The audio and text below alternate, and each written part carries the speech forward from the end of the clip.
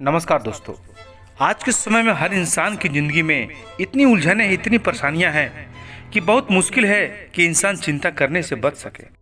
बहुत कम लोग होंगे ऐसे जिन्हें कोई चिंता नहीं होगी, जो अपनी ज़िंदगी चिंता मुक्त होकर जीते होंगे। वास्तविकता में पता ही नहीं है कि चिंता है क्या। चिंता आपके भीतर की अशांति है, आपकी मन की बेचैनी है। चिंता 2.5 अक्षर का शब्द है।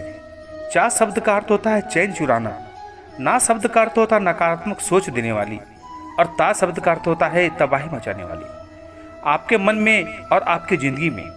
कबीर दास जी ने भी कहा है कि चिंता ऐसी डाकनी जो काट कलेजा खाए, वैद्य बेचारा क्या करे कब तक दवा लगाए। कबीर दास जी कहते हैं कि चिंता ऐसी है जो आपके कलेजे को टुकड़े टुकड़े करके काट काट के दिन रात हर पल खाती रहती है। किसी इंसान को एक बार में मार दिया जाए तो बहुत आसान है, लेकिन उसे तिल तिल करके मारा जाए, उसे टुकड़े टुकड़े करके मारा जाए तो उसे कितनी तकलीफ होती है। मृत्यु से भी ज़्यादा दुख देने वाली है ये चिंता। पर दोस्तों, कभी आपने गौर किया है कि चिंता करके हम कुछ कर नहीं पाते हैं, चिंता करके कुछ सुधार नहीं पाते हैं। आप चाहे जितनी भी चिंता कर लें, आपका किसी बात पर कंट्रोल नहीं चलता। यदि आप हमेशा खुश रहना चाहते हैं, आप चाहते हैं कि आपका मन हर चिंता से मुक्त हो जाए, तो सबसे पहले तो आपको यह सोचना चाहिए कि आप जिस विषय पे सोच रहे हैं या चिंता कर रहे हैं, क्या आप उसे बदल सकते हैं। यदि आप उससे चिंता करके बदल नहीं सकते हैं तो चिंता करने से क्या फ़ायदा। अगर आप इसलिए चिंता कर रहे हैं कि आपके साथ कुछ बुरा हो गया है, इसलिए आप चिंता में चले गए हैं, लेकिन जो कुछ आपकी ज़िंदगी में हो गया है, क्या आप उसे बदल सकते हैं? नहीं बदल सकते। तो क्या फ़ायदा चिंता करने से। ना आप बीते हुए कल को बदल सकते हैं और ना आने वाले कल को बदल सकते हैं, तो चिंता करने से आपको क्या प्राप्त होगा। दोस्तों, एक कहानी आती है। एक जंगल में 2 झोपड़ी थी, दोनों में एक एक भिक्षुक रहते थे। एक दिन वो नगर में भिक्षा मांगने गए, लेकिन जब वो भिक्षा मांगकर रात को घर वापस लौटे तो उन्होंने देखा कि उनकी झोपड़ी के ऊपर जो छत थी, तूफान की वजह से वह छत उड़ गई है, उड़कर कहीं चली गई है। यह देखकर उसमें से एक भिक्षुक बहुत रोने लगा और भगवान से कहा कि मैंने तो पहले सारा संसार छोड़ दिया है परमात्मा की प्राप्ति के लिए, लेकिन तुझे मुझे दुख देने में बड़ा मजा आता है। मेरी एक छोटी सी झोपड़ी थी, उसकी भी खुशी तुमसे सहन नहीं हुई, उसकी छत तूने तूफान में उड़ा दी। लेकिन दूसरा भिक्षुक बिना छत वाले झोपड़ी के अंदर सो रहा था, तो उसने देखा रात में चांद तारे कितने सुंदर लग रहे हैं। वह मन ही मन परमात्मा को धन्यवाद देने लगा कि रात इतनी सुंदर होती है, मैंने कभी सोचा नहीं था। अच्छा हुआ तूने हमारी झोपड़ी का छत उड़ा दिया, नहीं तो मुझे कभी पता ही नहीं चलता कि रात को सोते समय चांद तारों को देखना कितना खूबसूरत नज़ारा होता है। यदि मुझे पता होता कि बिना छत की इतनी अच्छी नींद आती है तो मैं पहले ये छत हटा देता। दोस्तों, परिस्थितियां दोनों के लिए समान थी, पर मनस्थिति दोनों की अलग अलग थी।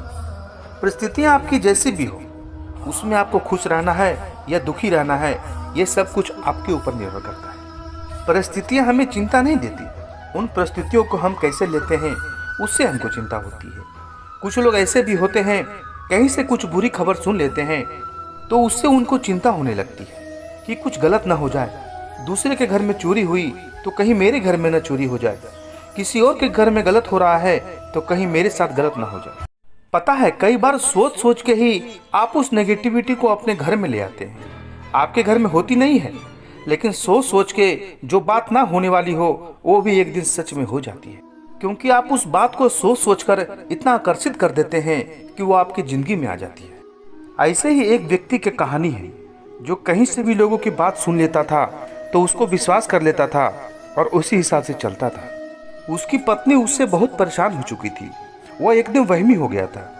उससे जो जैसा कहे उनकी बातों में आ जाता था और वैसा ही करने लग जाता था। उसकी पत्नी ने अपनी फैमिली डॉक्टर से बात की कि मेरे पति को ऐसी मानसिक बीमारी है कि उसे लोग जैसा भी कहते हैं वो वैसा सोचने लग जाता है। मैं क्या करूं, मुझे परेशानी होती है, दुखी हो गई हूँ मैं।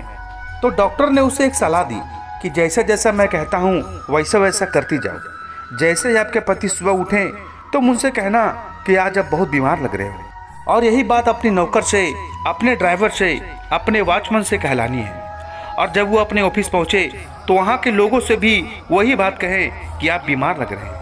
और जैसे ही वो व्यक्ति सुबह उठा तो बहुत खुश था, लेकिन उसकी पत्नी ने कहा, क्या बात है, आज बहुत उदास लग रहे हो, थके हुए लग रहे हो और बीमार भी लग रहे हो। उसके पति ने सोचा, मैं तो बहुत खुश हूँ, लेकिन मेरी पत्नी ऐसा क्यों कह रही है कि मैं बीमार लग रहा हूँ। फिर उसने आईने में अपनी शक्ल देखी और अपने मन में सोचने लगा, हाँ मुझे भी लग रहा है कि मेरी तबीयत ठीक नहीं लग रही है। जैसे ही वो नहा धोकर आया तो नौकरों ने भी यही कहा कि मालिक आप बीमार लग रहे हो, क्या बात हो गई है। अब उसका विश्वास पक्का होने लगा। उसने कहा, हाँ मुझे भी थोड़ा थोड़ा लग रहा है कि मेरी तबीयत ठीक नहीं है। जैसे ही वो कार में बैठा उसका ड्राइवर भी यही बात कही कि मालिक आज आपकी तबीयत ठीक नहीं लग रही है।